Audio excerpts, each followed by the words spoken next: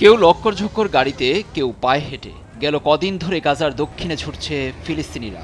সাগরের তীর ধরে তাদের যেতে বাধ্য করছে ইসরায়েলি বাহিনী। কয়েক লাখ ফিলিস্তিনির এ যাত্রায় পর্যাপ্ত যানবাহন না থাকায় পথে পথে ভোগান্তি।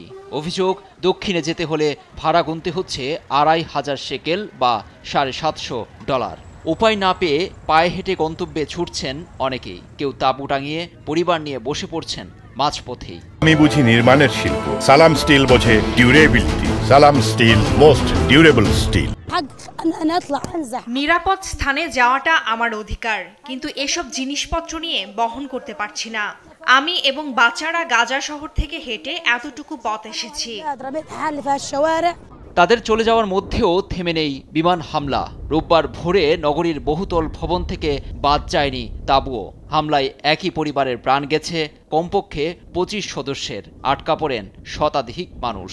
এর মধ্যে গাজা সিটির স্কুলে আশ্রয় নেওয়া ফিলিস্তিনিদের দ্রুত সরে যাওয়ার নির্দেশ দিয়েছে ইসরায়েলি বাহিনী। ভুক্তভোগীরা জানিয়েছেন, ঘন ঘন উচ্ছেদ নোটিশে পিছু ছাড়ছে না আতঙ্ক।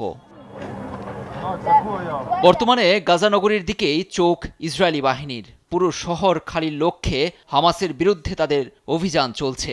সিটির সবচেয়ে বড় হাসপাতাল আল শিফায় কর্মরত অস্ট্রেলিয়ান চিকিৎসক সায়া আজিজ জানান, হাসপাতালগুলো রীতিমতো বিপর্যস্ত। সংবাদ মাধ্যম আল জাজিরাকে তিনি আরও বলেন, ৫ থেকে ১০ মিনিট পরপরই বোমার শব্দে কেঁপে উঠছে হাসপাতাল। লুৎফর কবির, নিউজ ডেস্ক, দেশ টিভি।